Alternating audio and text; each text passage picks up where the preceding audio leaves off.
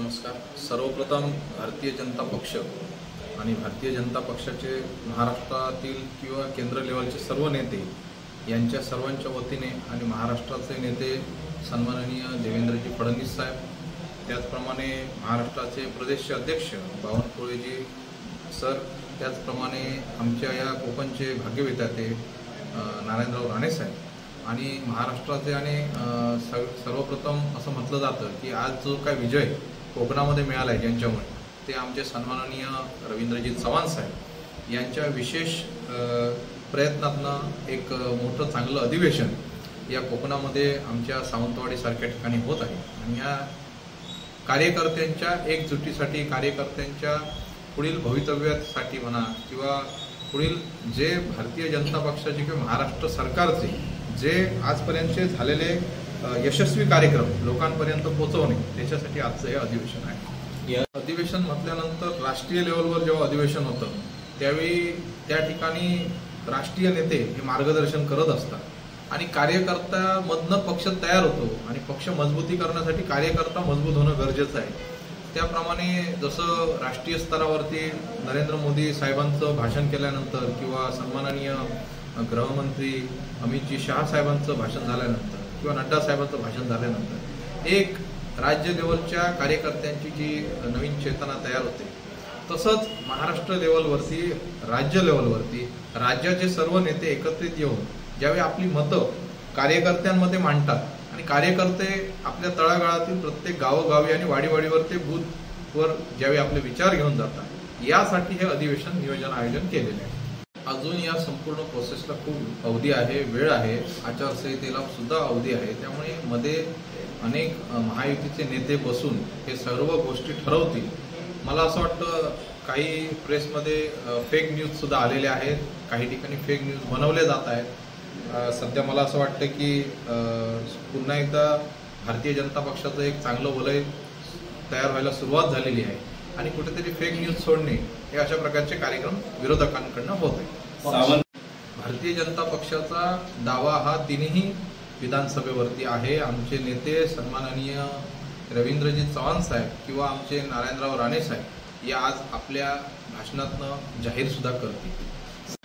No comments, मी ह्या विषयावर बोलण्याचा आज वेळ नाही आहे। लोकसभेच्या वेळी सुद्धा असंच सांगितलं गेलं होतं की ही शिवसेनेला जागा सुटलेली आहे, परंतु भारतीय जनता पक्ष हे खूप स्ट्रॉंग आणि चांगलं कार्य करत आहे। आमचे नेते एकदम खूप चांगलं कार्य करत आहेत। सन्माननीय पालकमंत्री साहेब म्हणा किंवा नारायणराव राणे साहेब म्हणा, या संपूर्ण कोकण बेल्टमध्ये, फक्त सिंधुदुर्गमध्ये नाही तर कोकण बेल्टमध्ये खूप सुंदर कार्य करत आहे। त्यामुळे भारतीय जनता पक्ष हा दावा आम्ही पक्ष म्हणून करणारच आहोत। अजून ही संपूर्ण फेक न्यूज आहे। अजून भारतीय जनता पक्ष, महायुती, शिवसेना, शिंदे साहेबांचं संपूर्ण मंडळी बसून महाराष्ट्र लेवलवरती आणि राष्ट्रीय लेवलवरती ही सगळी चर्चा झाल्यानंतरच सगळ्या गोष्टींचा उलगडा होईल। 9 ते 11 ऑगस्ट दरम्यान भारतीय जनता पार्टी संवाद यात्रेच्या माध्यमातून संपूर्ण महाराष्ट्र राज्यामध्ये ही यात्रा होणार आहे आणि सन्माननीय आमचे प्रदेश अध्यक्ष चंद्रशेखर बावनकुळे साहेब यांनी हा संपूर्ण आदेश दिल्याप्रमाणे संपूर्ण 9 ते 11 ऑगस्टला हे नियोजन आयोजन संवाद यात्रेचं करण्यात येत आहे।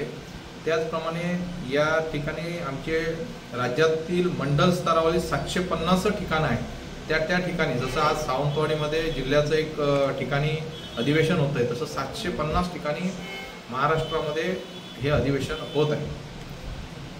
आणि येणाऱ्या निवडणुकीच्या रणशिंग फुंकण्यासंदर्भात निवडणूक महाराष्ट्रातील पुढील भारतीय जनता पक्षाची वाटचाल कशी करावी आणि आपल्या भविष्यातील सर्व कार्यकर्त्यांमध्ये जी मरगळ थोडीफार असेल ती झटकण्यासाठी आणि विजयासाठी सज्ज होण्यासाठी हे संपूर्ण अधिवेशनाचं आयोजन नियोजन केलेलं आहे। तर संघटनात्मक जिल्ह्याच्या ठिकाणी जिल्हास्तरीय अधिवेशनासाठी महाराष्ट्रातील जेवढे मोठे नेते आहेत ते त्या जिल्ह्यामध्ये म्हणा की त्या ठिकाणी अधिवेशनाला उपस्थित राहतील।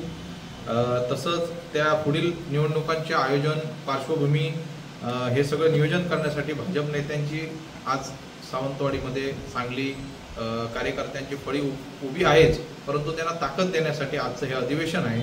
आणि या संदर्भात संपूर्ण भारतीय जनता पक्षाच्या तळागाळातील, कोकणातल्या, महाराष्ट्रातील सगळ्या युवक म्हणा, बेसिक म्हणा, महिला म्हणा, सर्व आमच्या जेवढ्या मंडळी आहेत या सर्वांना मी शुभेच्छा देतोय आणि युवा मोर्चाच्या वतीने मी मनापासून संपूर्ण भारतीय जनता पक्षाच्या सर्व कार्यकर्त्यांना धन्यवाद मानतोय।